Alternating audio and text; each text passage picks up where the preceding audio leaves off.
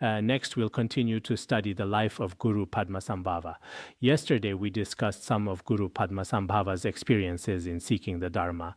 Then he consulted his master. He's referring to Guru Padmasambhava, right? Guru Padmasambhava asked his master, "What should I do now? I've received so many teachings." The master replied, "In eastern Vangala, Vangala seems to be Bangladesh, north of a city called Vajrapura within Vangala, there is a forest called Vaśiṣṭa. Inside it there is a small hill. Go there and practice glorious Heruka." Glorious Heruka is the embodiment of all wrathful deities. This is very important. At that time, Guru Padmasambhava initially practiced glorious Heruka. He followed the instructions and came to this place. Without effort, he obtained the lotus karma mudra. It seems it was either Mandarava or Shakya Devi. He practiced for 6 months the great practice of the unity of development and completion stages. Through this, he frequently beheld the Buddhas of the 10 directions and requested teachings from them. Before long, he attained the fruit of the supreme accomplishment of Mahāmudrā and manifested the Vajra body. It should be in the Yangleshö cave in Nepal. At that time, he was practicing the true nature.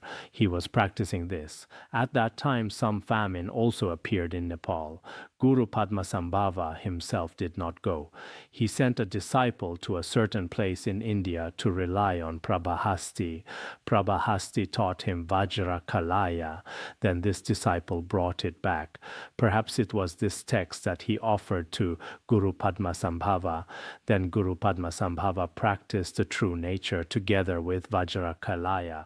Now, in many Dharma teachings, there are also such practices. Later, all the famine was completely eliminated. He himself also attained the fruit of Mahāmudrā.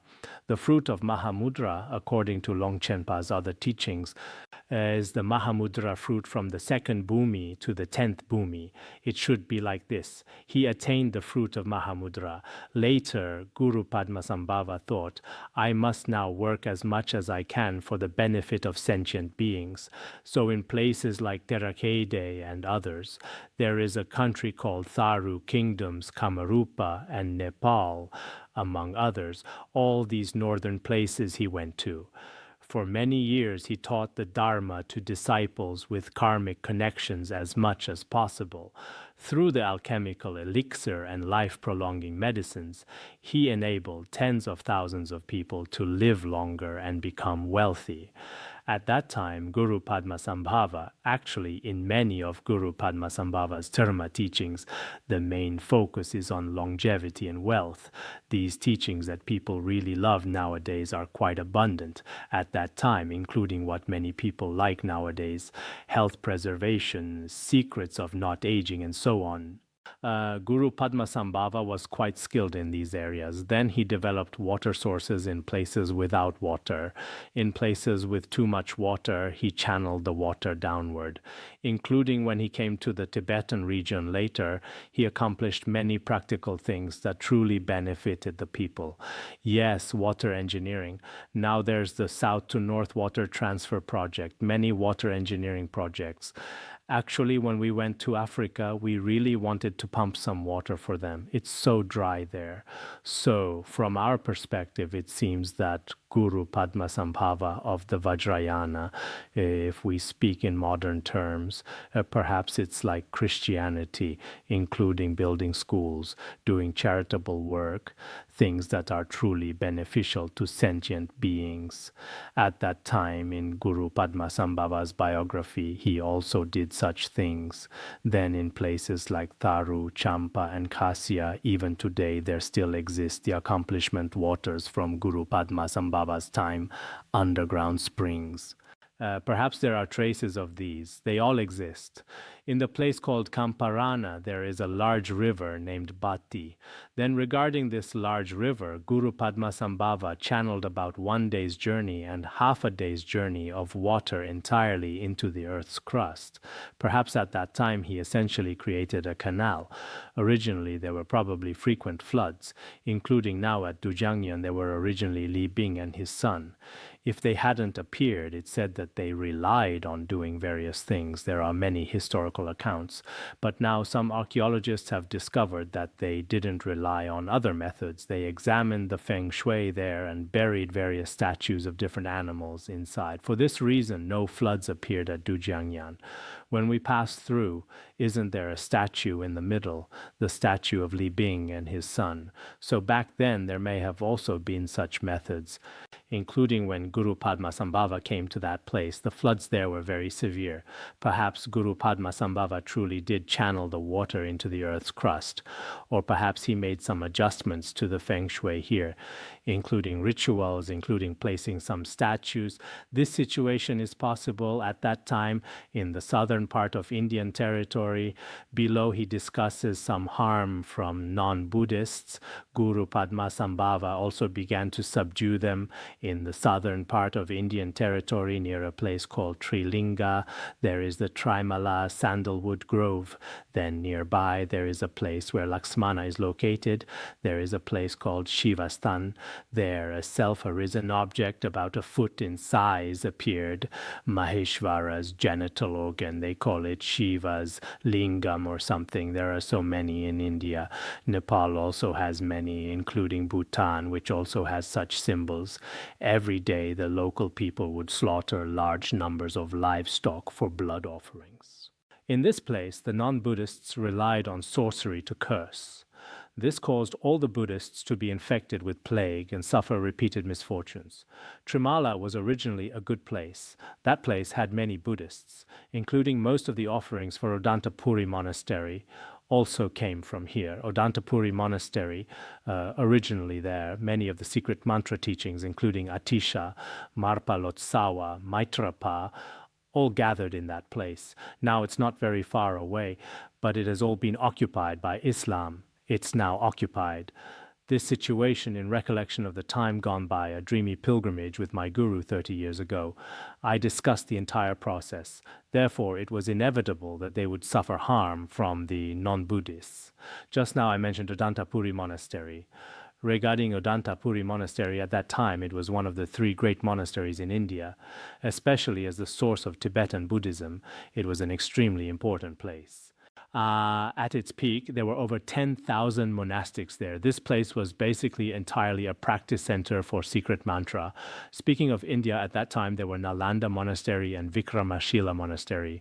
Vikramashila Monastery and Nalanda Monastery mainly focused on practicing the exoteric teachings. This Odantapuri Monastery mainly focused on the secret mantra. Then near eastern Vangala, southwest of Nalanda Monastery, there was Vikramashila Monastery. A small lake newly emerged. Inside it lived an evil Naga who loved the non-Buddhists. Whenever the non-Buddhists made offerings to it, they would obtain immeasurable gold, silver, jewels, and other treasures. Relying on these resources, they established in the eastern region many new non-Buddhist schools. Because of this Naga, Buddhism also suffered from its causing trouble and harm. The harm was quite great. Just now, one was near Odantapuri Monastery. There was also harm from non-Buddhists. Then near Vikramashila Monastery, there was also an evil Naga creating obstacles. Actually, not only now, but at that time when Guru Padmasambhava was present, the overall situation was also very complex. So as Buddhists saying, oh, it's complicated outside, there are obstacles outside, we can't practice, can't propagate the Dharma, can't establish practice centers, we also shouldn't be too timid. In Guru Padmasambhava's era, if he also hadn't been diligent, it seems it would have been very troublesome. Non-Buddhists, Buddhists, humans, non-humans, there was everything. It was the same. So you see, these two places were like this. There was also in Magadha's Rajagra a crystal rock. Upon it dwelled the non-Buddhist deities, many Vitalas of the Brahmin caste. Thus, the non-Buddhists, without needing difficult practice, could display clairaudience, clairvoyance, as well as divination, and the 5 elements calculations, and other miraculous powers.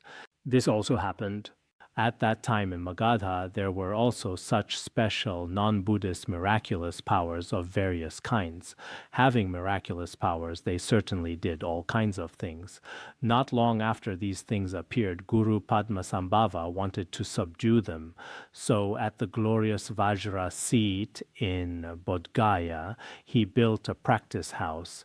Guru Padmasambhava probably first established a practice center. First he built a meditation hut. He opened the mandala of awareness deity wheel-turning king's wrathful great mandala. Then he established a secret mantra mandala. He practiced relying on the Vidya mantras of the glorious Herukas. We still need to recite it. Each person should do so. Glorious Heruka is the principal deity embodying all wrathful deities. When we recite the sole air of the doctrine Tantra, it's also Om Buddhe Zeda Maha Om Rela Rela Hum Ku Hum. One is the peaceful mantra. This is the wrathful mantra. It seems Mifam Rinpoche's 100 mantras for purifying karmic obscurations also has it. I translated it. You can check it later. Om Rela Rela Hum Ku Hum. This is extremely important for all. At that time, Guru Padmasambhava also.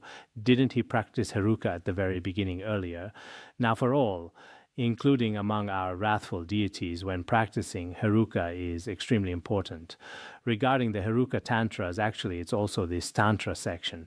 So this is the foundation of all, including the root of many of our Dharma practices. The Heruka Tantras, many Dharma teachings are like this. This is very important. Everyone should recite it more. In this way, one accomplishes the wrathful deity. Because this auspicious circumstance is inconceivable, we should recite this more. Everyone should know this. 21 signs of accomplishment appeared, such as blazing fire and laughter, and 3 solid Vajra Kilas appeared. Then with these 3 Vajra Kilas, one by one he subdued the non-Buddhists below. Okay, let's stop here for today.